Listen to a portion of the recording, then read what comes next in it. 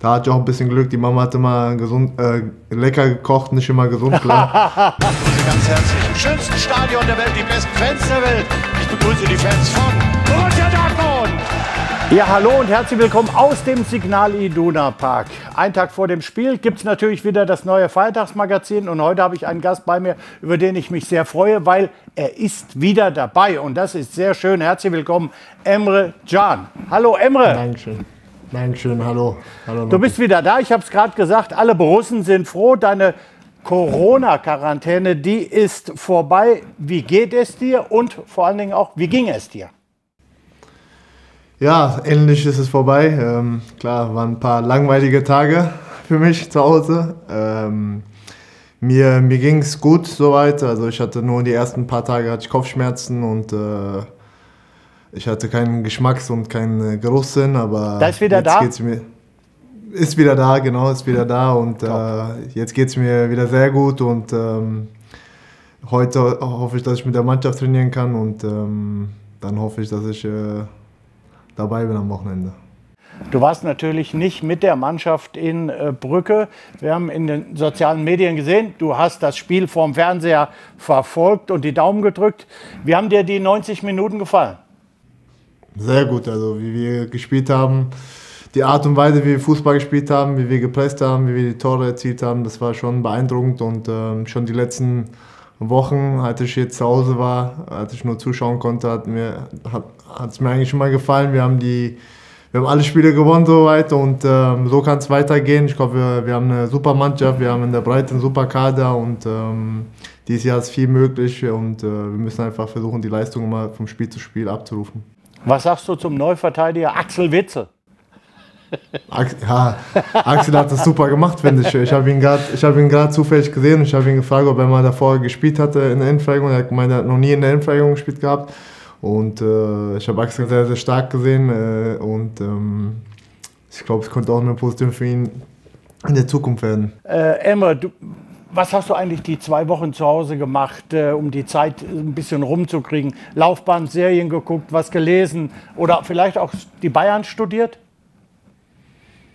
Ja, ich habe mich schon irgendwie versucht, die Zeit zu vertreiben. Ich habe Sport gemacht nach den ersten Tagen. Also die ersten Tage habe ich noch keinen Sport gemacht, da war es nicht möglich. Aber dann habe ich schon, als ich fit war, versucht, viel Sport zu machen, um fit zu bleiben. Und dann habe ich mir Serien angeschaut. Und ich war in Quarantäne mit meinen Eltern, meiner Familie, weil die in der Zeit hier waren, als ich positiv getestet worden bin. Und da hatte ich auch ein bisschen Glück. Die Mama hat immer lecker gekocht, nicht immer gesund, klar. Also du hast jetzt richtig Kraft, ne? Auf jeden Fall, auf jeden Fall. Sehr schön. Was ist denn dann so ein typisches Essen? Boah, das ist eine sehr, sehr gute Frage. Menemen, ja, zum Frühstück auf jeden Fall. Das ist einer meiner Lieblingsgerichte. Das musste ich mal mit Nuri kochen, bei Nobby kochen. Ja? Ja, ja. Und, habt ihr es hinbekommen? Ja, super. Also wenn du mal irgendwie jemanden brauchst, der dir Menemen macht, einfach ruf mich an, ich komme vorbei. Ich bin der absolute Profi. Weiß Bescheid, danke dir. Ja, jetzt kannst du endlich wieder auf dem Platz Gas geben und da habe ich eben schon gesagt, da freuen sich natürlich alle BVB-Fans drüber. Und wie die Rückkehr von Emre auf den Platz war, das schauen wir uns jetzt mal an.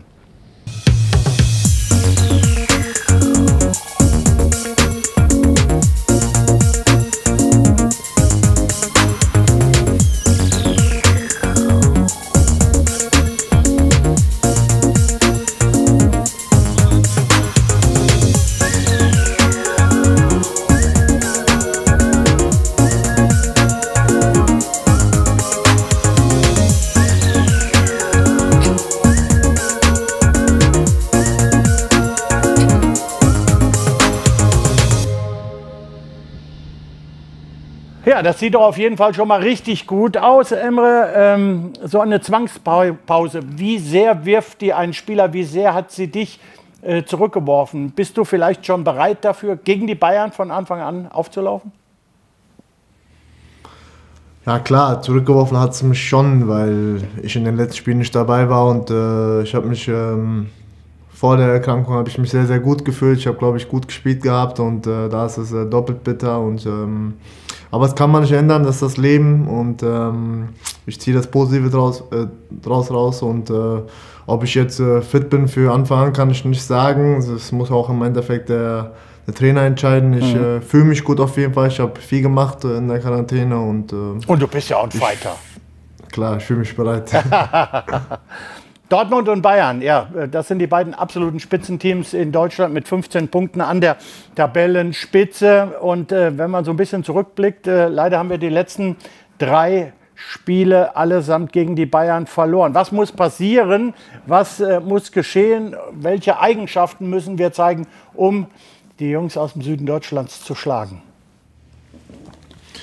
Ja, wir müssen einfach, wie auch vorhin gesagt, wir müssen versuchen, unsere Leistung abzurufen von Anfang an und wir müssen alle hellwach von Anfang an da sein. Wir müssen konzentriert sein gegen die Bayern. Ich glaube, wir müssen versuchen, so wenige Fehler wie möglich zu machen. Wir müssen einfach versuchen, unser Spiel abzurufen und ich glaube, wenn wir das schaffen an dem Tag, dann können wir auch als Sieger vom Platz gehen, weil wir extrem viel Qualität in der Mannschaft haben und da ist es egal, welche Mannschaft hierher kommt. Das glaube ich auch. Der ein oder andere Beobachter, Emre hat beim letzten Spiel gesagt, wenn wir Zuschauer gehabt hätten und wenn wir unsere Zuschauer im Rücken gehabt hätten, dann hätten wir das Spiel nicht 0:1 verloren. Morgen werden wieder keine Zuschauer im Stadion sein. Wie kannst du da vielleicht als erfahrener Spieler den Jungs ein bisschen helfen? Wie kannst du sie leiten? Ja, indem wir alle viel reden auf dem Platz. Nicht nur auf dem Platz, schon davor in der Kabine. Ich habe es jetzt zum Beispiel auch gut mitbekommen in der Quarantänezeit. Man hört ja sehr, sehr viel, auch vom Fernseher. Und ich glaube, es ist sehr, sehr wichtig, dass jeder versucht, irgendwie laut zu sein. Und das hilft, glaube ich, uns selber auch sehr, sehr viel. Und sei es nur ein kleines Auf geht's oder keine Ahnung was oder schiebt vor. Und bisschen einfach, dass da Energie einfach ist und dass man Stimmung auf Platz bringt. Ja, dann wirst du ja morgen dann vielleicht ein bisschen was zu tun haben. Mach das auf jeden Fall. Mach die Jungs heiß. Ich will das Spiel nicht verlieren, Emre. Ich auch nicht. Nein, das kann ich mir vorstellen, ja. Wir alle hätten natürlich das Spiel gerne vor Zuschauern gesehen, aber das ist ja, wie gesagt, leider nicht möglich. Trotz alledem ist das natürlich ein Fußballspiel, wo sich ganz Fußball Deutschland drauf freut, wo alle drauf Bock haben.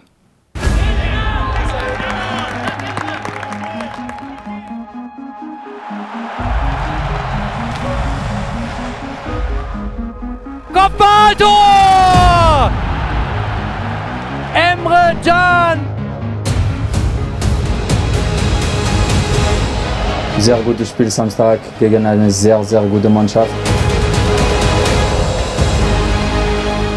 We have to go out and play and be brave and think it will be an interesting game. Tor! Tor! Tor! Tor! Gio Reyna! Holland! 2:2 Borussia Dortmund. Ja. Bellingham schießt und dann wird er abgefälscht und geht ins Tor. Da war noch ein Duisburger dran, aber in der 30. Minute das 2:0. Wir müssen da wirklich Vollgas geben, über 90 Minuten konzentriert sein. Ja, Emre, du weißt, was kommt. Zweikampf. Wir zwei gegeneinander. Ich bin gespannt. Die Kategorien liegen vor dir, aber ich möchte gerne auflösen von letzter Woche. Da ging es ja gegen Marco Reus. Und ich habe aufgeholt. 4 Punkte gab es für mich, weil wir in Bielefeld gewonnen haben. Und, oh Wunder, Kürbisse gesichtet wurden auf der Tribüne. Nochmal ein dickes, fettes Dankeschön an Markus Reek. Ich kann es dir jetzt sagen, so habe ich mir den Punkt geholt. Das ist einfach ein guter Freund. Marco holt 1 Punkt mit seinem Tipp, dass der BVB weiter die beste Abwehr der Liga hat. So, jetzt steht es 22:18 für meine Gäste und heute möchte ich ein bisschen aufholen. Du bist natürlich Gast. Ich bin gespannt, Emre. Was ist dein erster Tipp? Heimsieg im Topspiel. Gut, ich sage schon wieder ein BVB-Tor nach Standard. Du bist dran? Ich sage Tabellenführer Borussia Dortmund. Ja, dann sage ich Doppelpack Haaland. Dann sage ich wieder 0 Gegentore. Okay. Jetzt wird's schwer. Ach, weißt du was? Ich sag Scorerpunkt für Emre Can. Das hoffe ich doch auch. Ja, da bin ich ja mal gespannt, was morgen passiert. Emre, zum Abschluss, Mats Hummels, der hat ja jetzt schon 3 Tore gemacht. Du hast gegen Freiburg ein sehr schönes Kopfballtor gemacht. Und was wir uns natürlich alle fragen, kannst du ihm die interne Torjägerkanone der Defensivstrategen noch streitig machen? Es sind ja nur noch 28 Spiele. Einfach wird es nicht, auf jeden Fall. Aber wie du schon gesagt hast, wir haben noch viele Spiele und ich gebe mein Bestes und versuche den Mats auf jeden Fall einzuholen. So wollen wir dich hören. Vielen Dank, Emre. Danke dir. Ja, wir drücken natürlich alle Daumen für morgen. Wenn ihr Lust habt, könnt ihr Sky gucken. Aber wenn ihr richtig emotionalen Fußball hören wollt, dann müsst ihr das Netradio dran machen. Boris und ich werden genau hier sitzen und werden auf das Spielfeld schauen und werden uns genau anschauen, wie Emre den Ball rüberspielt und wir dann ein Tor erzielen. Also so wird es wahrscheinlich kommen. Ich hoffe es auf jeden Fall. Also das war's für heute. Emre, vielen Dank, dass du dir die Zeit genommen hast. Bleib gesund und hoffentlich bis bald. Mach's gut. Tschüss. Du auch, bleib gesund. Ciao.